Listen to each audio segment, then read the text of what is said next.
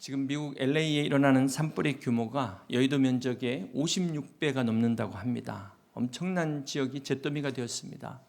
주택이 12,000채 이상이 파괴가 되었고 피해액 규모만 최소 73조에서 221조에 다다른다고 합니다.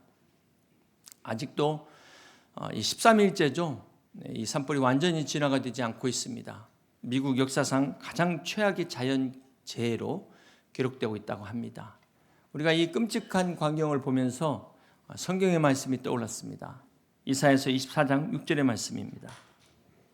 그러므로 저주가 땅을 삼켰고 그 중에 사는 자들의 정죄함을 당하였고 땅의 주문이 불타서 남은 자가 적도다. 하나님께서 땅을 불태우고 황무케 하시는 이 심판에 대한 말씀이 마치 지금 저 LA의 모습을 예언하신 것 같지 않습니까?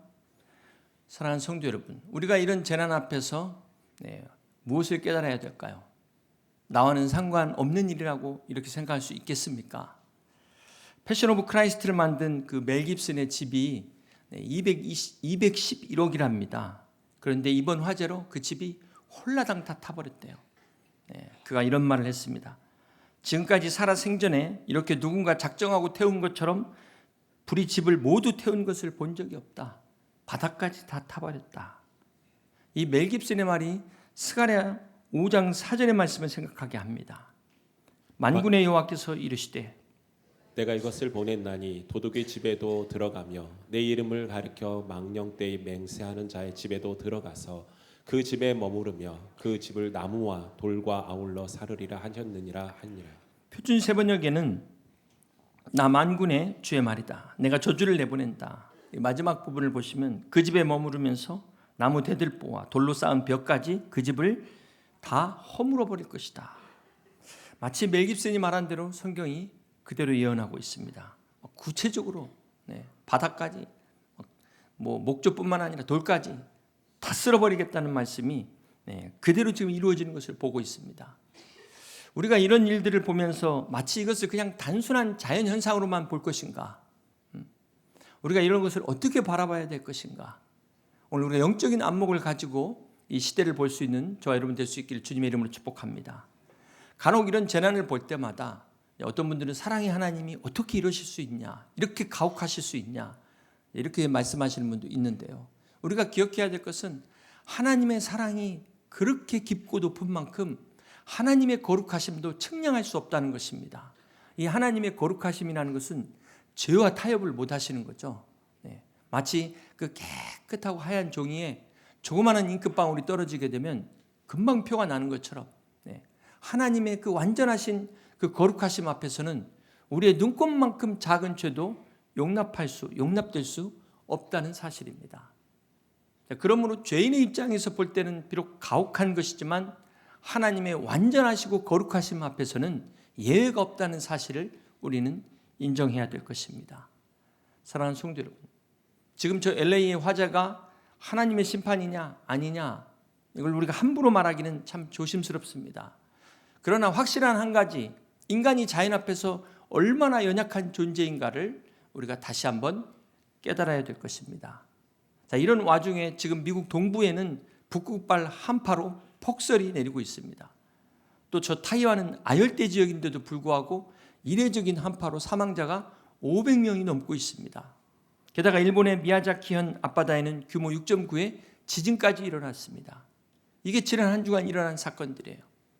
올해 시작부터 세상이 그야말로 온 난리입니다. 창조의 세계가 신음하고 있습니다. 여러분, 이 신음소리가 들리십니까? 본래 세상은 이런 곳이 아니었습니다. 창세기 1장 31절 같이 한번 보시겠습니다. 하나님이 그 지으신 모든 것을 보시니 보시기에 심히 좋았더라. 본래 세상은 하나님이 보실 때 심히 좋았다. 지극히 아름다운 곳이었습니다. 그런데 지금 전 세계적으로 이 엘니뇨 현상과 지구 온난화로 인한 이 기상 위기가 기후 재앙으로 바뀌고 있습니다. 이제는 이상 기후를 정상 기후로 봐야 하는 이상한 시대가 되어버렸습니다. 이 책임이 누구에게 있을까요? 창세기 1장 28절을 다시 봅니다. 하나님이 그들에게 복을 주시며 하나님이 그들에게 이르시되 생육하고 번성하여 땅에 충만하라 땅을 정복하라 바다의 물고기와 하늘의 새와 땅에 움직이는 모든 생물을 다스리라 하시니라. 하나님께서 인간을 창조하시고 정복하고 다스리라 말씀하신 이것을 우리가 문화명령이라고 이야기합니다.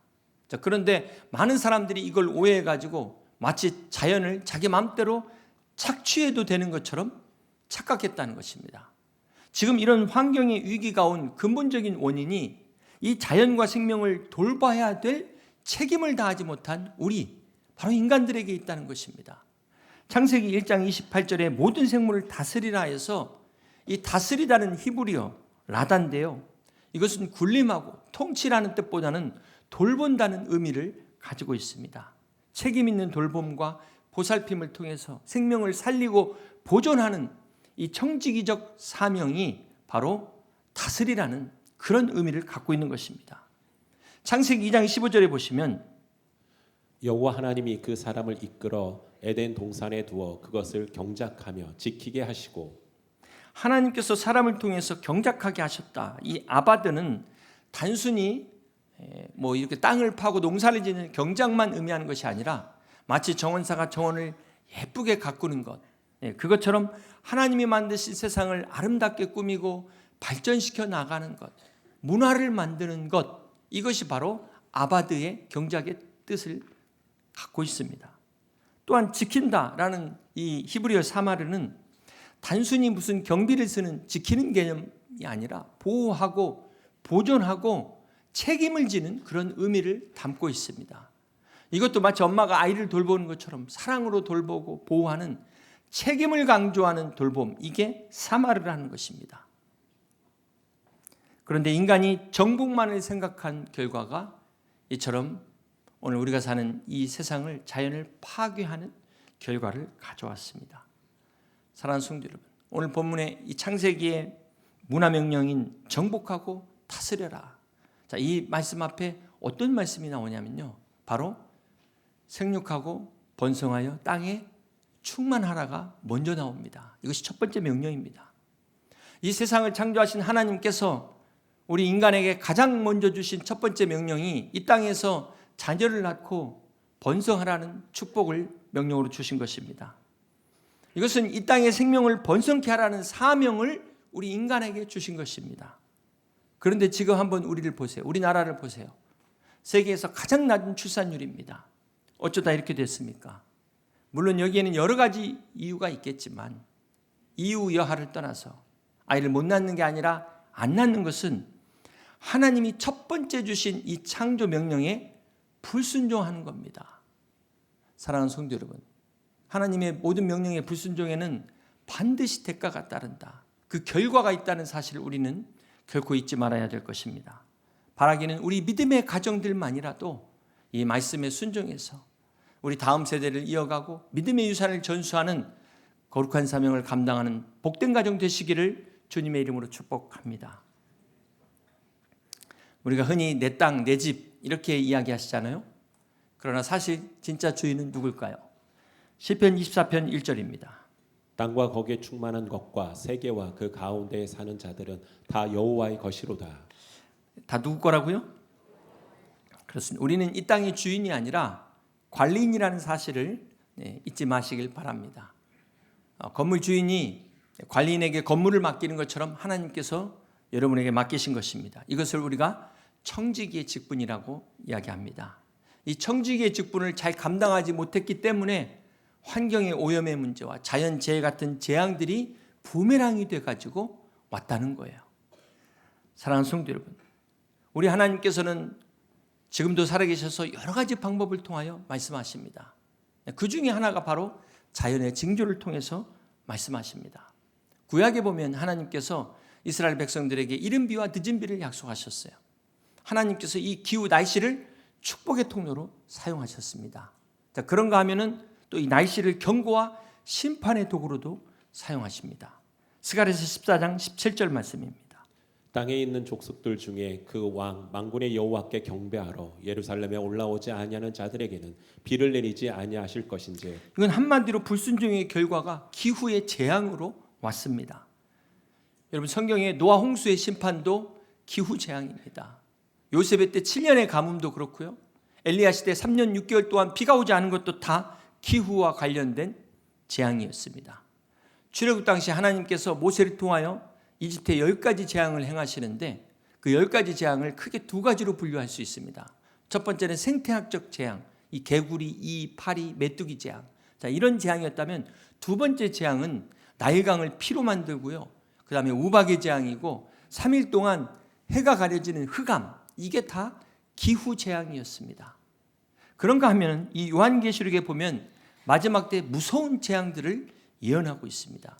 잠깐 몇 가지만 소개해드리겠습니다. 계시록 11장 8절입니다. 넷째 천사가 그 대접을 해 쏟음에 해가 권세를 받아 불로 사람을 태우니. 해가 권세를 받아 불로 사람을 태운다는 것은 이상 폭염으로 많은 사람들이 죽어나간다는 이 재앙을 말씀하는 것입니다. 18절 보실까요? 번개와 음성들과 우레소리가 있고 또 큰 지진이 있어 얼마나 큰지 사람이 땅에 있어 온 아래로 이같이 큰 지진이 없었더라. 네, 지금까지 우리가 많은 지진을 경험했지만 역사상 본 적이 없는 전무후무한 어마어마한 지진이 일어날 것이다. 계시록에 예언되어 있습니다. 21절 말씀입니다. 또 무게가 한 달란트나 되는 큰 우박이 하늘로부터 사람에게 내림에 사람들이 그 우박의 재앙 때문에 하나님을 비방하니 그 재앙이 심히 크미러라. 이 우박의 재앙이 얼마나 크면은 하나님을 비방할 정도로 앞으로 기후 변화와 자연 재해를 통해 하나님이 심판하실 것을 예언하고 있습니다. 그런데 여러분, 우리가 기억해야 될 것이 이 계시록의 이 재앙은요, 심판입니다. 그러나 지금 우리가 겪고 있는 이 자연 재해, 이거는 심판이 아니에요. 하나님의 경고입니다. 회개할 기회를 주시는 것입니다. 계시록의 재앙은 이제 그때 가서는 돌이킬 수 있는 방법이 없어요. 심판이지만, 그러나 지금은 마치 부모가 자녀를 잘못하면 사랑의 매를 통해서 회개하도록 하는 것처럼 하나님께서 우리에게 돌아올 기회를 주시는 겁니다. 그러므로 사랑하는 성도 여러분, 더 늦기 전에 주님 앞으로 나오는 여러분 되시기를 주님의 이름으로 축복합니다. 이 얘기를 들어야 될 분들은 안 듣고 이게 안타까운 거죠. 여러분, 하나님 만드신 세상은 정말 아름다운 세상입니다. 하나님께서 이 세상을 창조하셨을 때 모든 것이 완벽했어요. 그런데 어쩌다 이 세상이 이렇게 됐을까요? 어쩌다 이렇게 망가졌을까요? 그 원인이 창세기 3장 17절에 나옵니다. 아담에게 이르시되 내가 내 아내의 말을 듣고 내가 내게 먹지 말라 나무의 열매를 먹었은즉 땅은 너로 말미암아 저주를 받고 너는 내 평생에 수고하여야 그 소산을 먹으리라. 아담이 하나님께 불순종함으로 땅도 함께 저주를 받았다고 말씀하고 있습니다. 아담 한 사람의 죄가 이 세상에 모든 것에 영향을 미치게 된 것입니다. 사랑하는 성도 여러분, 오늘 우리가 겪고 있는 이 환경의 문제가 단순히 무슨 이산화탄소, 온실가스 이런 자연적 문제만이 아니라 바로 영적인 문제라는 사실을 깨달으시길 바랍니다. 인간의 죄에서부터 시작됐다는 죄의 결과라는 사실을 기억하시길 바랍니다. 본래 인간은 하나님께서 대리자로 세우셨어요. 그런데 죄로 인해서 타락한 인간이 이 청지기의 직분을 망각한 것입니다. 이것이 오늘날 환경의 위기를 자초했다. 이 모든 재난이 자연재해가 인간의 죄에서 비롯됐다는 사실을 우리는 기억해야 될 것입니다. 혹 여러분 중에 나는 한 번도 자연을 훼손한 적이 없는데 나는 정말 억울하다 이렇게 생각하시는 분 계십니까? 로마서 8장 22절에 보면은 피조물이 다 이제까지 함께 탄식하며 함께 고통을 겪고 있는 것을 우리가 아느니라. 모든 피조물이 함께 고통을 겪고 있다. 함께 대가를 치르고 있다는 말씀이에요. 자, 이 말씀은 여러분 지금 미국의 산불의 피해를 보세요. 얼마나 많은 집들이 불에 탔습니까? 그런데 그 중에는 신실한 크리스찬들도 있을 겁니다. 그들이 무슨 죄입니까? 자기들이 불 피운 적도 없는데 왜 이런 고통을 당해야 됩니까? 이게 바로 운명 공동체라는 거예요. 한 사람의 잘못된 행동이 이렇게 많은 사람에게 영향을 미친다는 것입니다. 사회, 경제, 정치도 마찬가지죠. 한 사람의 잘못된 결정이 이 공동체, 나라 전체를 위태롭게 할 수 있다는 것입니다. 그런데 사실은 이 모든 책임이 우리 모두에게 있다. 가장 지도자에게 책임이 많겠지만 우리도 책임 없다고 말할 수 없다는 것입니다. 사랑하는 성도 여러분, 무엇보다도 우리는 이 문제를 해결하기 위해서 근본적인 원인을 알아야 됩니다. 성경은 야고보서 1장 15절에 심히 잉태한즉 죄를 낳고 죄가 장성한즉 사망을 낳느니라. 이렇게 죄의 결과로 시작됐다 말씀하고 있습니다. 이 세상을 잘 다스리고 보존하라는 하나님의 명령을 어기고 인간의 욕심을 채우다 보니까 이 탐욕이 사망이 되어갖고 이 죄가 바로 근본적인 문제라는 것입니다. 앞에서 창세기 1장 28절에 땅을 정복하고 모든 생물을 다스리라. 이 땅이 히브리어로 아다마입니다. 아다마. 여기에서 아담이 나온 거죠. 아담을 흙으로 창조하셨기 때문에 흙으로 인간을 지으시다. 아다마로 아담을 지으셨다. 그런 의미를 갖고 있어요. 그 정복하다는 것은 카바슈라는 뜻입니다. 그러니까 지극 이 발로 밟는다는 뜻이 있어요. 또 히브리어에는 누른다는 의미가 있습니다. 그러니까 땅을 정복하라는 게 우리가 징기스칸이나 나폴레옹이 정복한 땅을 차지하는 것만 생각하시는데 히브리어의 뜻으로 볼 때는 아다마를 카바시하라. 그러니까 아담 안에 있는 죄의 욕망을 밟으라는 거예요. 누르라는 겁니다. 여러분 안에 끝없이 올라오는 이 정욕, 죄의 소욕, 이 탐욕을 밟으라는 거예요. 눌러놓으라는 것입니다. 하나님께서 동생 아벨을 죽인 가인에게 창세기 4장 7절에 이렇게 말씀하셨습니다. 내가 선을 행하면 어찌 낯을 들지 못하겠느냐. 선을 행하지 아니하면 죄가 문에 엎드려 있느니라. 죄가 너를 원하나 너는 죄를 다스릴지니라. 그렇습니다. 죄를 다스리라고 이야기했지만 우리가 살아있는 동안 이 육신의 소욕을 성령의 소욕으로 다스려야 되는데 그렇게 하지 못한 결과가 어떻게 됐습니까? 살인을 저지르게 됐어요. 자, 이처럼 아다마를 카바시하지 못할 때 어떻게 됩니까? 아다마 땅이 저주를 받게 돼서 엉겅퀴를 내고 가시나무로 뒤덮인 황폐한 곳이 되어버렸다는 것입니다. 땅이 황폐한 것은 인간의 죄의 영향이라는 거예요. 오늘 우리의 죄악 때문이라는 것을 우리는 잊지 말아야 될 것입니다. 사랑하는 성도 여러분, 하나님께서는 이 세상을 우리에게 주셨습니다. 그러니까 인간은 하나님 외에 누구에게도 지배를 받거나 섬겨서는 안 되는 겁니다. 그런데 인간이 죄로 인해서 타락하게 되니까 어떻게 됐어요? 세상을 다스리라고 했더니만 그만 세상의 지배를 받고 세상을 섬기고 우상을 숭배하는 이 샤머니즘, 토테미즘이 나오게 된 것입니다. 하나님이 보실 때 얼마나 이 어이없는 어처구니 없는 사건입니까? 우리가 여기서 깨달아야 될 중요한 교훈은 우리가 이 세상을 정복하지 못하면 정복을 당하게 된다는 거예요. 여기서 우리는 중요한 영적 교훈을 깨달아야 됩니다. 우리가 요즘 새벽 큐티 말씀을 여호수아서를 나누고 있습니다. 근데 여호수아서 17장에 보면은 이 다음 주일에 나오는 내용인데요. 므낫세 반 지파가 가나안 정복 초기에 아주 용감한 아주 강한 지파였습니다. 이들이 요단 동편의 땅을 받았음에도 불구하고 다른 지파들과 함께 가나안 정복 전쟁에 참여해서 선봉에 섰습니다. 그런데 안타깝게도 므낫세 반 지파가 시간이 지나면서 그들이 그 열심이 다 사라져 버렸어요. 자신들이 차지한 땅에 살던 가나안 사람들을 하나님께서 다 쫓아내라고 그랬는데 순종하지 않았습니다. 그 결과가 어떻게 됐을까요? 시간이 지나면서 오히려 가나안 사람들의 영향을 받게 된 것입니다. 그래서 그들이 우상을 섬기게 됐어요. 처음에는 자기들이 정복했는데 나중에 보니까 자기들이 정복당한 결과가 된 거예요. 우리가 세상 친구들을 전도하지 못하고 우리가 그 친구들과 계속 어울리다 보면 결국 어떻게 돼 있을까요? 내가 거꾸로 끌려다니게 된다는 것입니다. 여러분, 이것이 바로 영적 전쟁의 특징이에요. 중간지대가 없다는 것입니다. 사랑하는 성도 여러분, 우리가 죄를 정복하지 못하면 결국은 죄가 우리를 정복해버립니다.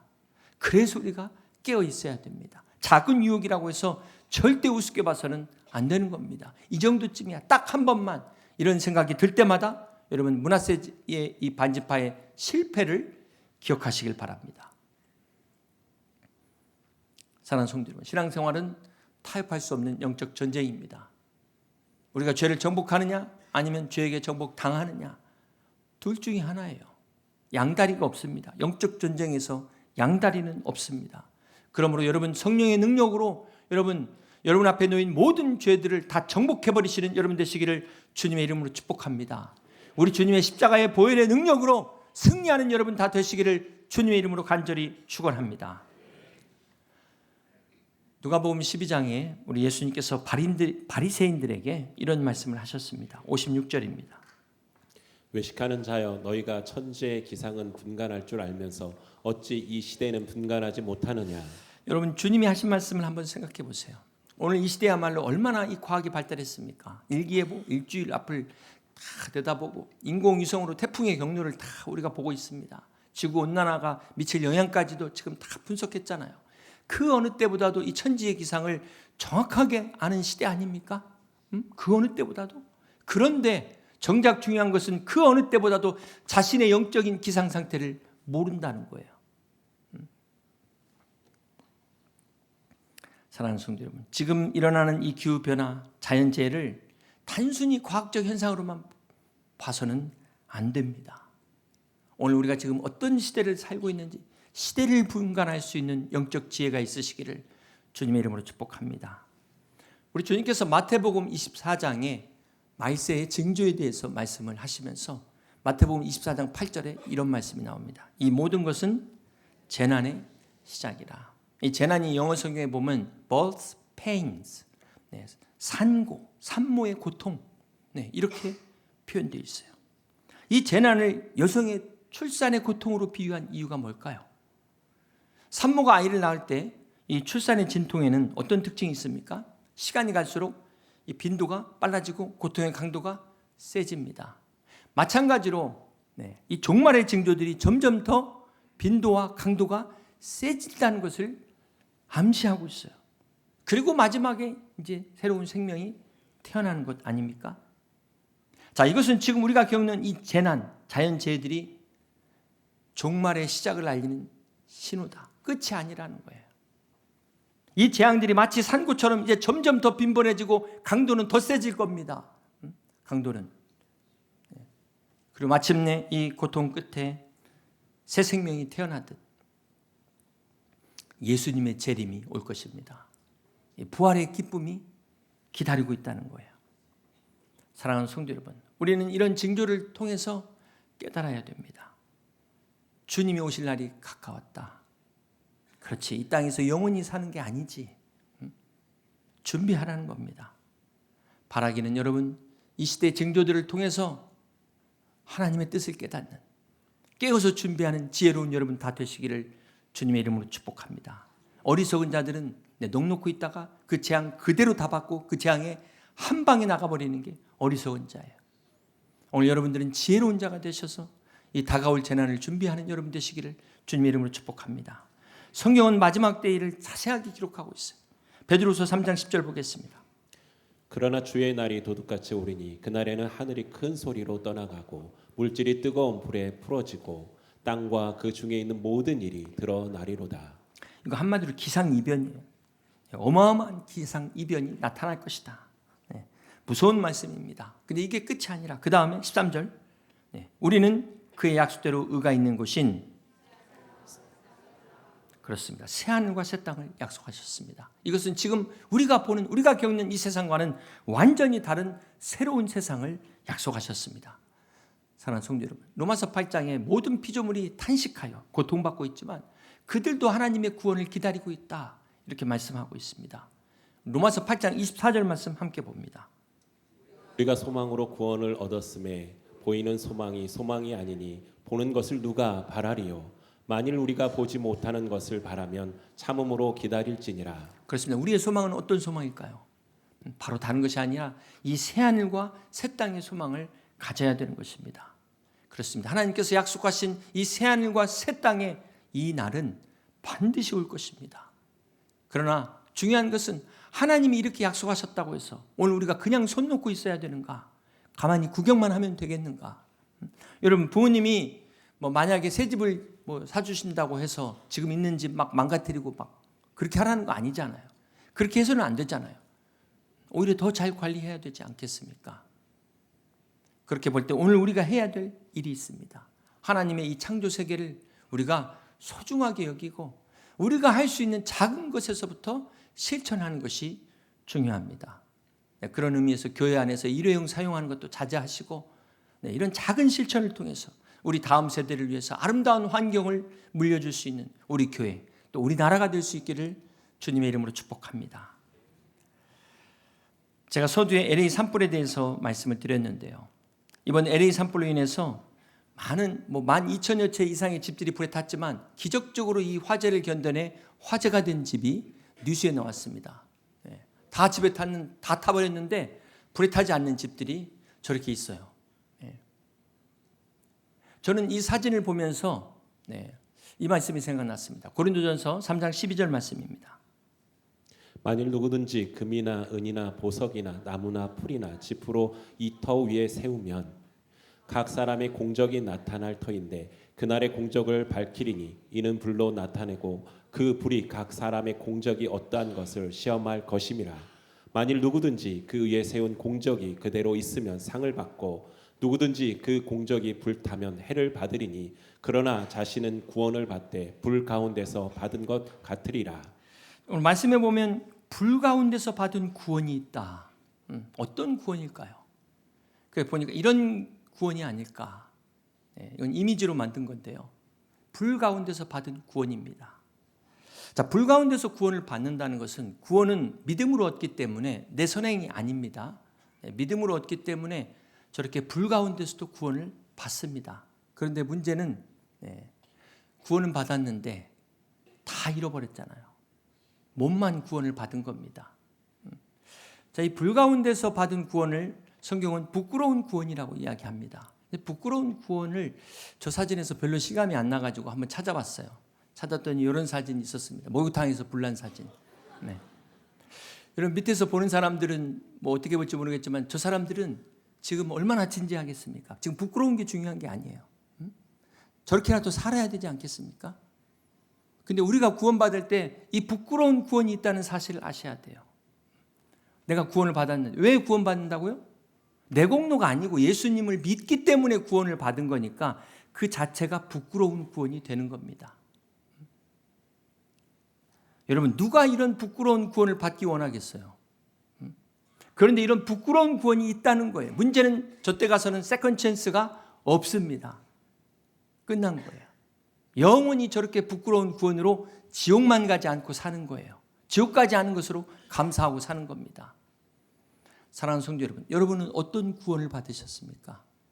예수 그리스도를 믿음으로 우리가 구원을 받았지만 과연 내가 받은 이 구원이 하나님 앞에서 부끄럽지 않다고 말할 수 있겠습니까? 우리가 어떻게 해야 이 부끄러운 구원이 되지 않을까요? 14절에 그 비결을 말씀합니다.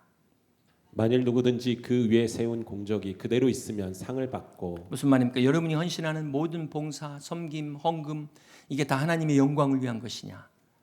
아니면 내 만족과 내 영광을 위한 것이냐? 이게 마지막 심판 때 다 드러난다는 것입니다. 무엇보다도 이런 황당한 일이 일어나지 않으려면 우리가 미리미리 점검하셔야 돼요. 마지막 심판 때 드러나면 방법이 없습니다. 그제 이혼 TV에서 이혼 숙녀 캠프 프로그램이 나와서 보다 보니까 그 부부간의 거짓말 테스트기를 사용하더라고요. 진짜인지 가짜인지를 가리기 위해서. 근데 아내가 정말 말로는 나 정말 자살하고 싶다, 막 죽고 싶다. 표정을 보니까 진짜 같아요.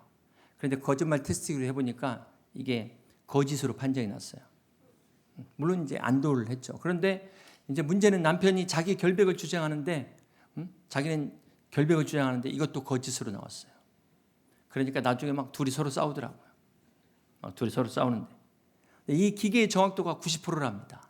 90%. 그러니까 10%는 얼마든지 오류가 날 수 있어요. 안타깝더라고요. 저렇게 싸우는 걸 보면서.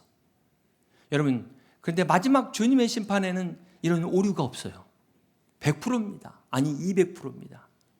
어느 누구도 감히 이의를 제기할 수 없을 것입니다. 마지막에 하나님의 심판에 우리가 통과하지 못하면 우리는 부끄러운 구원이 됩니다.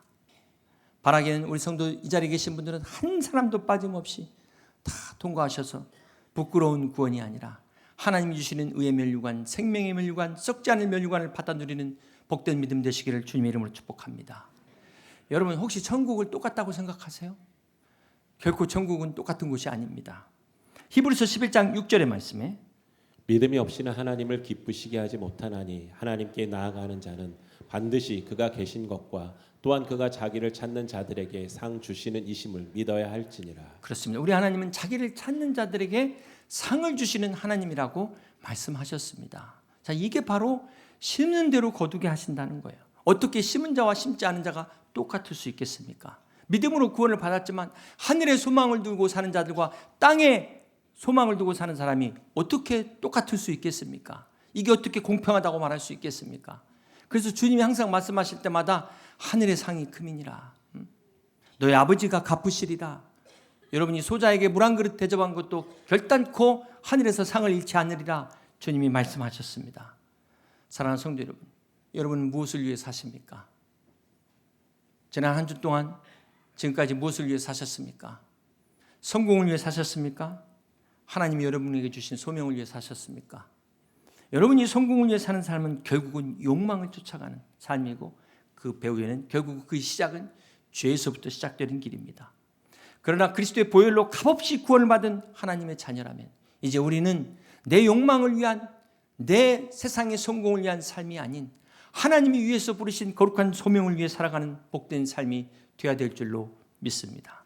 바라기는 2025년 이 하나님의 비전을 따라 살아가는 참된 청지기가 되셔서 여러분이 회복됨으로 여러분의 가정이 회복되고 우리 교회가 회복되고 이 나라가 회복되는 이 신음하는 이 창조 세계가 다시금 회복되는 은혜가 임하시기를 주님의 이름으로 간절히 축원합니다.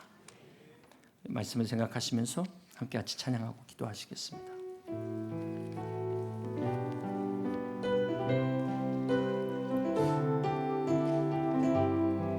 나의 백성이 다 겸비하여 나의 백성이 다 겸비하여 내게 기도하며 나의 얼굴을 구하였으니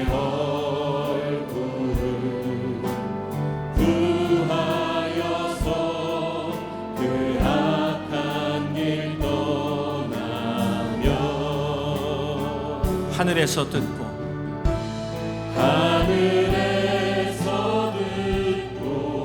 죄를 사하며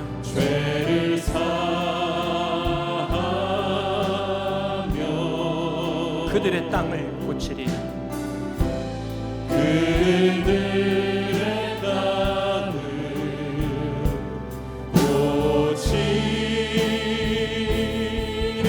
고치리라. 아버지여 고쳐주소서. 아버지여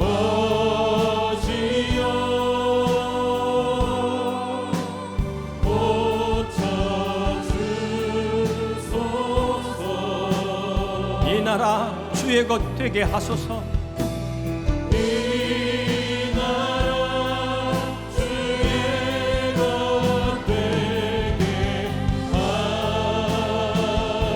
하소서. 주 하나님 간절히 기도하오니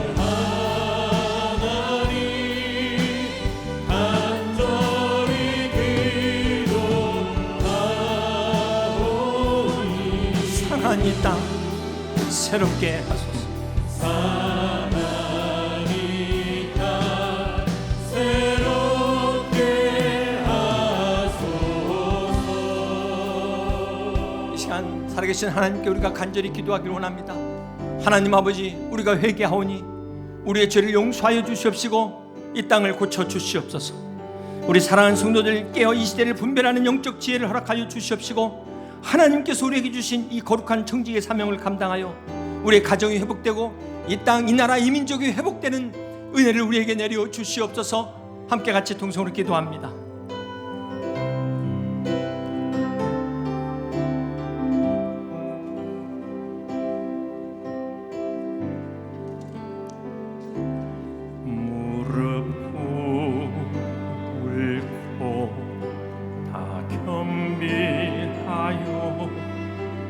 주께 기도하리.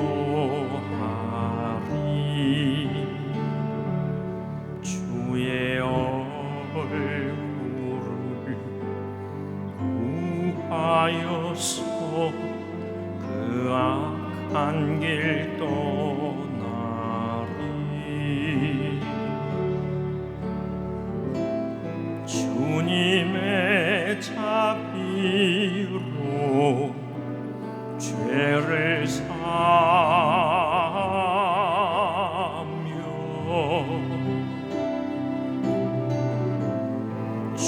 주님의 자비로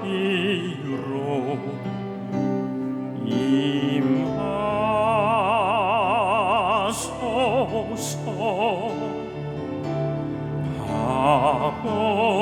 아버지여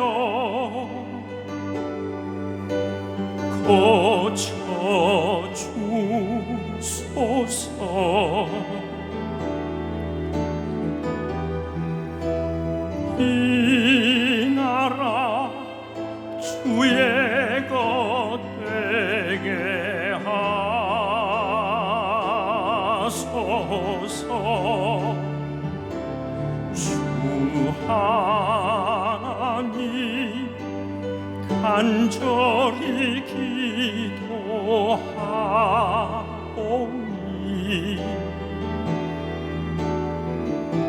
상한 이 땅 새롭게 하소서. 다 같이 일어나서 나의 백성이 다 경배하리.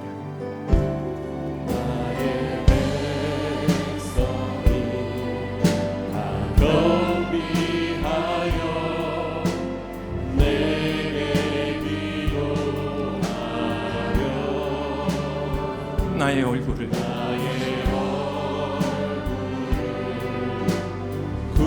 구하여서 그 악한 길 떠나며 하늘에서 듣고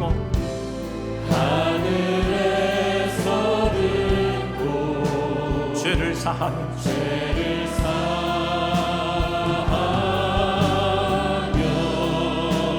그들의 땅을 고치리라.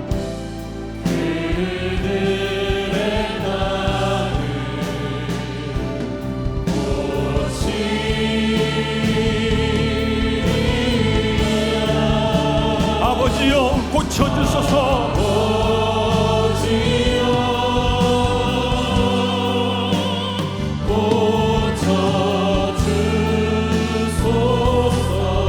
이 나라 이 민족 주의 것 되게 하소서. 이 나라 주의 것 되게 하소서. 주 하나님 간절히 기도하오니